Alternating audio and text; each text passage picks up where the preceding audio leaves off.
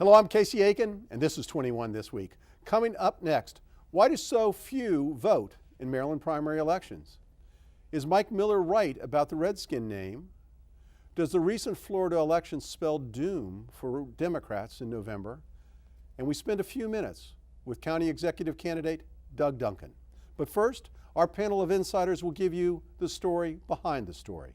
We're joined by political consultant Susan Heltemes, Breitbart News contributor Eric Cary, Republican National Committee woman Nicolee Ambrose, and the former president of the Montgomery County branch of the NAACP, Henry Hailstock. Stay tuned for these stories and more on the next 21 This Week.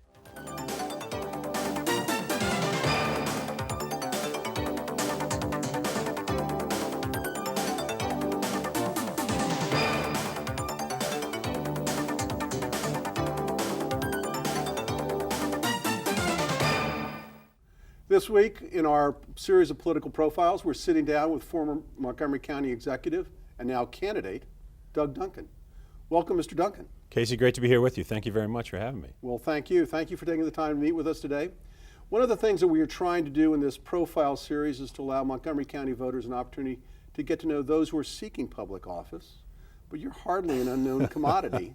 In fact, you served as county executive for 3 terms from 1994 to 2006. Now, in your announcement to run this time, you're quoted as saying, "I'm running for county executive because we need to make Montgomery County work." What's broken and what do you think needs to be fixed? Well, we need to get Montgomery County moving again, and we used to be a leader in so many things, and I think we're slipping in a lot of different areas. And we need a county executive who's going to provide stronger leadership to get things done in the county, such as fixing the Silver Spring Transit Center. We need a county executive who's going to provide stronger leadership in fighting for our interests in Annapolis, such as getting us more money for school construction instead of deferring to Baltimore City and other communities. And we need a county executive with the right vision for our future, looking at the innovation economy, trying to make sure that we've got the right economic growth here to help support our schools, which are our top priority, and make sure that we can continue to provide a world-class education. Well, but the county executive doesn't act alone. There's a county council. So has the county council been a help or has it been a problem? Well, I think what we've seen over the last 8 years is a lot of bickering. And we've got the county council fighting the school board, sort of threatening to sue each other. We've got the county executive not helping out with that. And then they're all fighting the state delegation. And that doesn't work. I mean, I learned if you want to get more money from Annapolis, if you want to be more effective in Annapolis, you need to go there with a unified voice. And Annapolis loves it when Montgomery County fights each other because it means they can then spend that money elsewhere. And we've seen that with school construction, we've seen it with transportation money, we've seen it with teacher pensions, we've seen it with a lot of setbacks that we've had over the last 8 years in Annapolis. And every dollar that we lose in Annapolis means another dollar that we're going to have to raise back here to pay for these services. But isn't one of the problems that we have here in Montgomery County that we don't have a strong, robust two-party system here, and that those who vote in the primaries are the ones who make the decisions?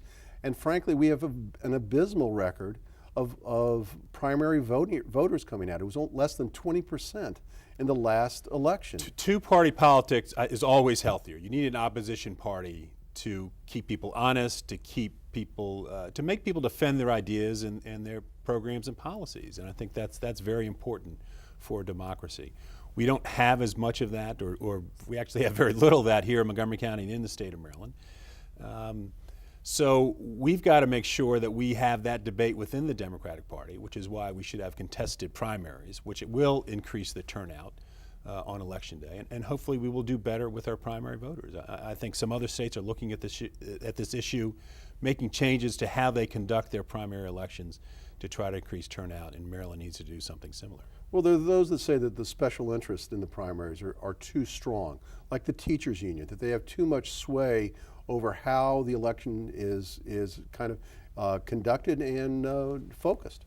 Well, we've got very educated voters here in the county, and I think that's something I'm very proud of. They take time to study the candidates, study the issues, and make decisions based on that. And they have really provided good leadership over the years for where we need to take this county.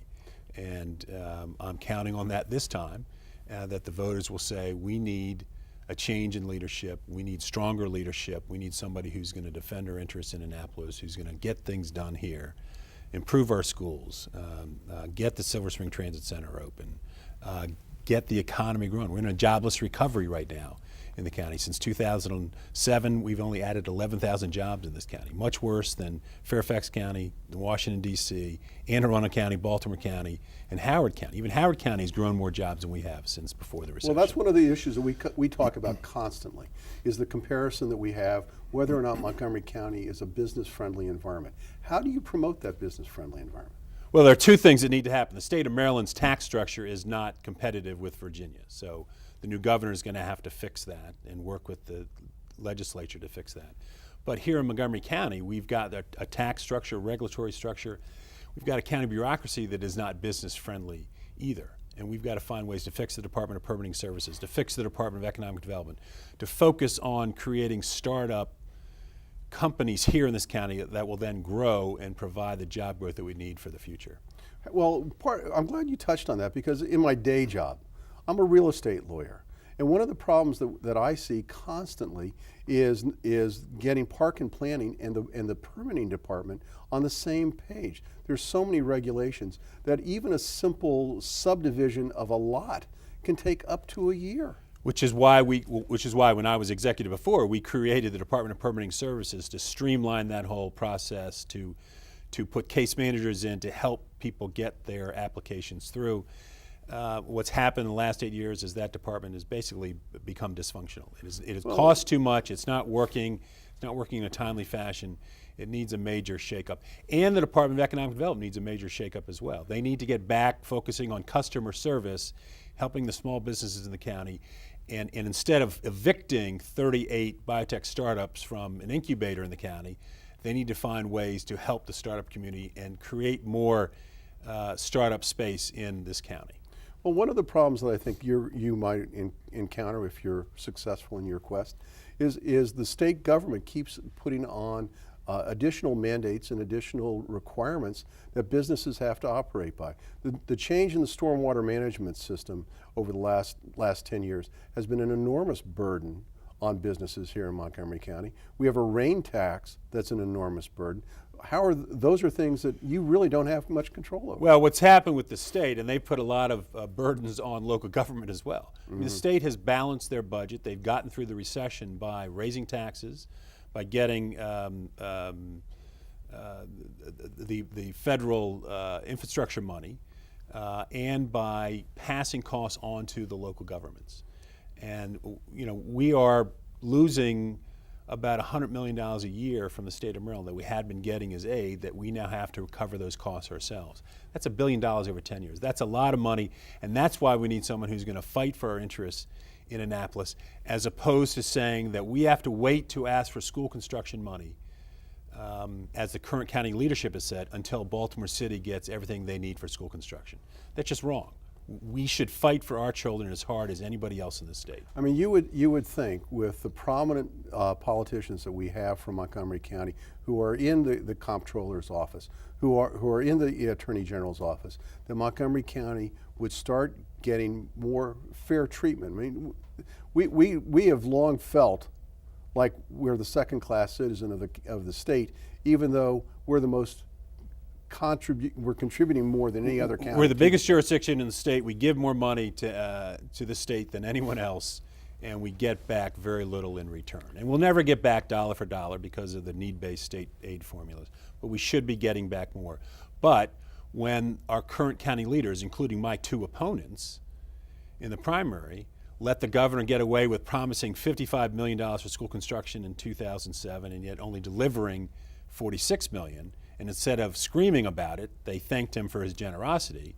And then when the city of Baltimore got $600 million extra for school construction last session, and we got a gas tax increase instead, that's a real problem for us. We need to find ways to bring dollars home. And the old thing is that Montgomery County gets a tax increase, everybody else gets state dollars. Well, we need to get state dollars back to our community, but you're not going to get it with this current county policy of saying Baltimore first for school construction, then everybody else later.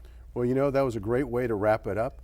I was going to give you 30 seconds to get out your last message, but you encapsulated, I think, everything you're trying to accomplish right then and there. Great. So I want to thank you for being here, and I know that all of our viewers will appreciate this. We're aired 6 times during the week, so they'll have lots of opportunities to find out what your message is. Great, Casey. Thank you very much. I appreciate it. Thank you for being here. My pleasure. You bet. And stay tuned, audience, for our panel where we'll discuss the lack of voting during the primaries, and we'll see you after this short break.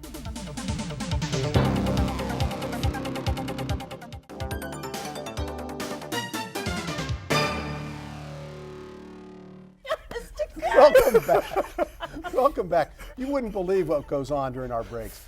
But our friend and columnist Blair Lee has published a scathing article in the Gazette newspaper about the lack of participation by Montgomery County voters in primary elections. A paltry 19% only voted in the last election. Susan, Lee's article concludes that only extreme candidates can be expected to win because they need the backing of special interest groups who dominate primary voting. Is Blair Lee correct? But more importantly, is it a problem? If you look at the turnout in primaries, in 2012 it was only 15.7, in 2010 20, and in 2006 27.5, so it's obviously going down. One of the problems, though, that we've never talked about on this show is that the percentage of independent voters in this county is going up, and it's up to 24% now. So that means 1 out of every 4 voters is an independent. So that in and of itself is going to bring down the numbers. But what difference does it make if everybody that gets elected is a Democrat? How can you have a balanced legislation and a balanced government if you can only vote in the primary and be elected? If you listen to the talking heads on both sides of the aisle, only the extremists in both parties vote in primaries. It's not just for Democrats. It's for the Republicans too. It's just we're in a county that have more Democrats than Republicans. The big issue, and the reason I'm glad you brought that independence up, is because a lot of people feel that they don't have the jockey on the horse in the race. I know, and that's why they don't go into the primary. Yeah, and they say let others do it because it takes a lot of it takes a lot of time and energy to know about what's going on in a primary. Plus, there also has been some issue. Last primary in the presidential, the primary was held during spring break. That makes a big difference. Unlike the county government, we do actually have 2 parties on this set. So I want to hear I want to hear what the Republicans have to say about primary voting. Well, let's look at it this way. We started the early voting, so it should be easier for everyone to vote. But just like everyone's talking about the independent vote, that shows that the people are unhappy with the current party that's in power. And the way that they're showing their protest without having a voice is by withdrawing from the party. And this is the note that also the Republicans should take note in too, is the fact is they didn't switch parties, but they're unhappy. So we need to start focusing as Republicans on the pain that people are experiencing here in Montgomery County. But Eric, it's not that people are switching. It's new registrants tend to be younger people. They're registering as independents. Although there is anecdotal evidence that young people are switching from independents to Democrats across the country. But see, the 2 of you are not talking about what the real issue is. They're not talking about what people really are interested in. You know, they're not going for the local thing. They're going more for national, and that's a big problem. So why should I go to the primary if I don't have a horse in the race? I disagree with you, Henry, because part of the reason why I say that is when you have the media covering one side of an issue. For example, during my campaign when I ran for state senate, I was talking about police officer safety during the campaign, especially down in Briggs Cheney. Basically, I could have been yelling at a hurricane with a taped mouth. Nothing was said by the media about it. The unions didn't even pay attention to the fact that I was talking about that for them. Well, we got another issue, and the issue is that we're running out of time. So we're gonna have to break. I'm sorry, Nicolee. You'll have to get this in on the next time, because it must be a slow legislative session in Annapolis when the Senate President Mike Miller has the time to opine on the name of a football team. But because a bill has been introduced in the House of Delegates urging Redskin owner Dan Snyder to change his name, the president of the Maryland Senate has been asked to give his opinion. Now, Miller said it should be left up to Snyder to decide. Imagine that. Henry, what do you think? Well, it's his team. I can understand that. But I think we need to put more and more pressure on Snyder to consider that, because it is an issue. I love the Redskins, even though they didn't draft me.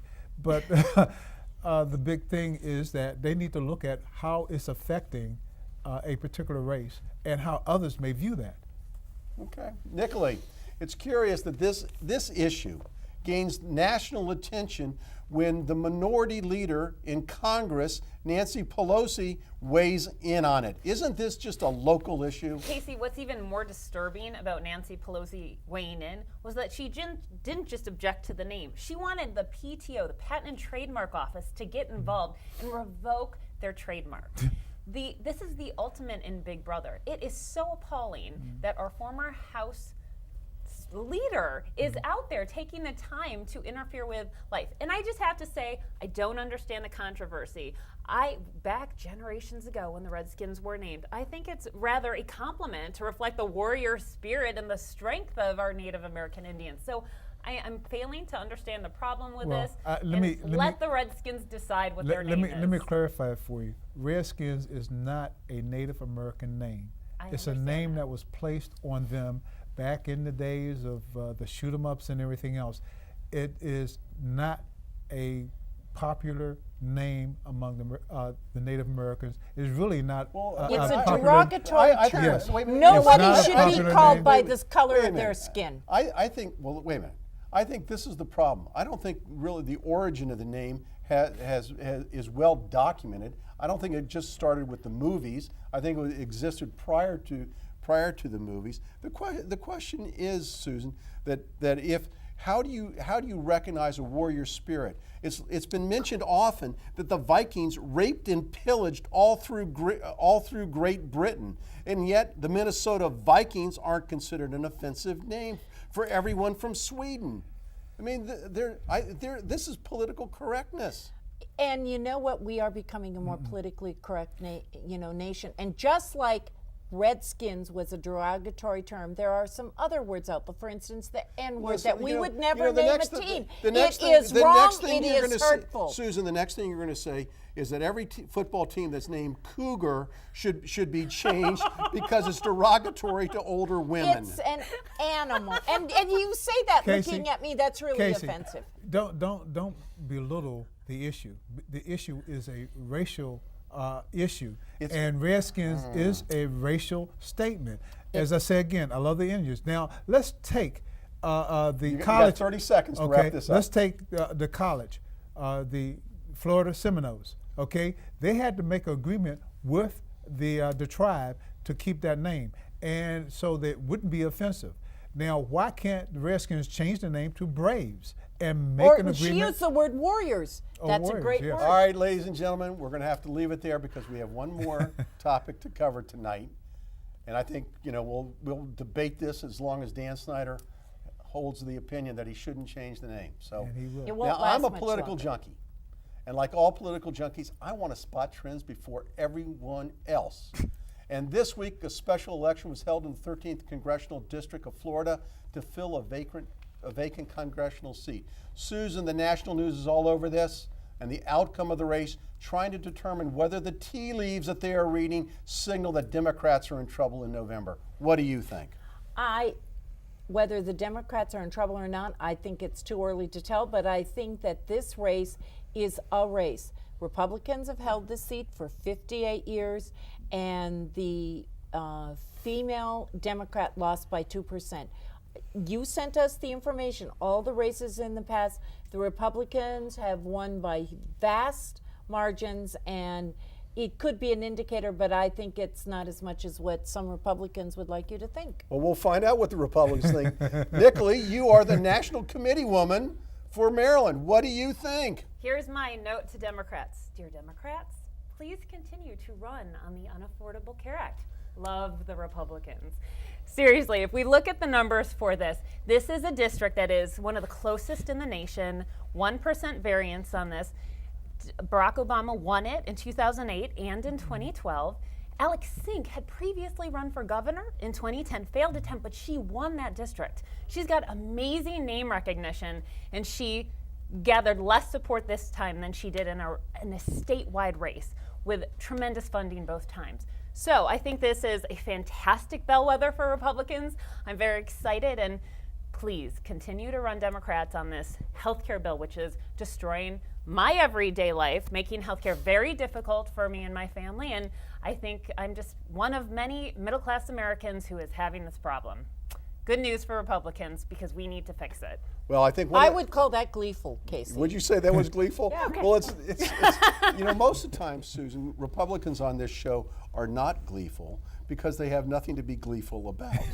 So why don't you allow them the few moments that I'm of joy going to let that her they live can in have. her little But bubble and let her go for But here's it. one of the issues that I think that we should be concerned about, and it does affect the Maryland races.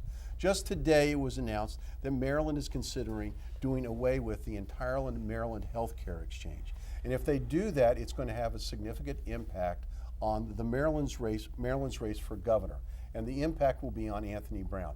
So Henry, I'm going to pose this to you, and then we'll go around the horn. Okay. Is Anthony Brown in trouble because of the poor turnout of the healthcare exchange here in Maryland? Well, from the start, when he had trouble in the implementation, the management of the program, it's been a problem for him. He's trying to, but he seemed to be rising a little bit, excuse me, over his counterpart in the race because of his basic handling of what he was saying he was going to do. Right. Now it's a fallback. And my problem is basically it is still not managed properly. All right, we only have a minute left. Nicolee. We're talking $261 million wasted down the sinkhole in this. $200 million federal, $61 million state. We can't even get a website to work right for $65 million. Are you kidding me? Anthony Brown's numbers have dropped significantly. It's going to be a tight primary for the Democrats. And once again, we love this on the Republican side. Right. Eric. Again, with that $260 million, that's over half of the structural debt that we go through every year. So is Anthony Brown in trouble? Oh, with a capital T. Susan. He may Quickly. be in a minor jam now, but June is a long ways away, and he's still going to be the victor come June. All right, we'll keep watching that race and all of the others, and stay tuned for Party Shots when we come back from this short break.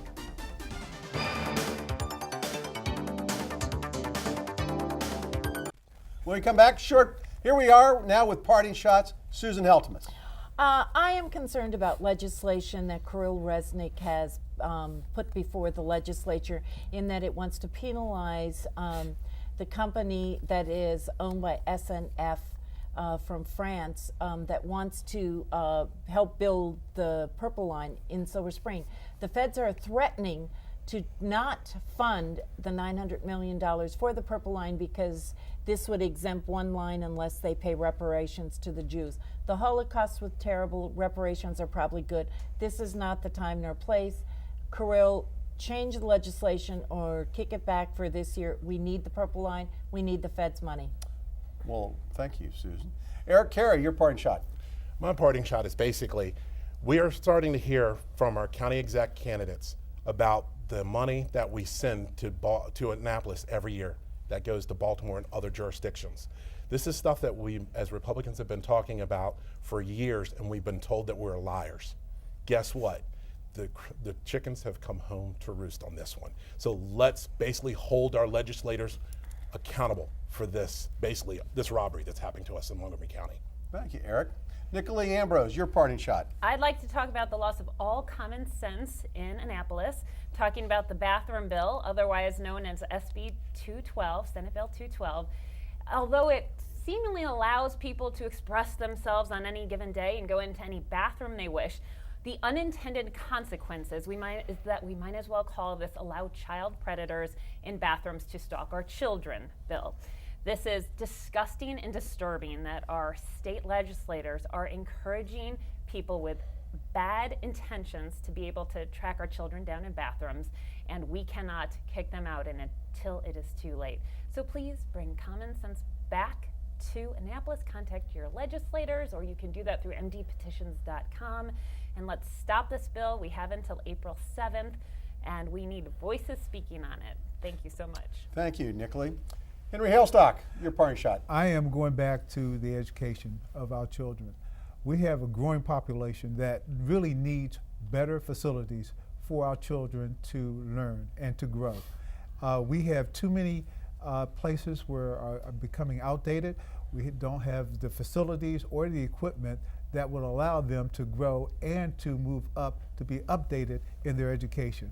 Let's move forward in Annapolis. Let's move forward locally to make sure that our representatives bring home the money and do what's necessary so that we can get the facilities and update our equipment so that our students will be growing as needed. Thank you, Henry. Now I'm going to take the opportunity for a brief parting shot of my own, which is today the Maryland Senate passed a bill decriminalizing marijuana. It is a terrible idea. We're going to create a generation of drug addicts. I think this is not a civil rights issue. It is a criminal issue, and we are looking at it in the wrong way. I hope it doesn't pass the Maryland House. I want to thank the panel for being here. We had an exciting evening with County Executive candidate Doug Duncan on the being here and being interviewed today, and we had a great debate. I want to thank the audience for tuning in each and every week to Montgomery County's hardest-hitting political talk show. And remember, you can like us on Facebook and you can follow us on Twitter. I got it right this time. And you can see us 6 times a week on Montgomery County's hardest-hitting political talk show. For 21 this week, I'm Casey Aiken.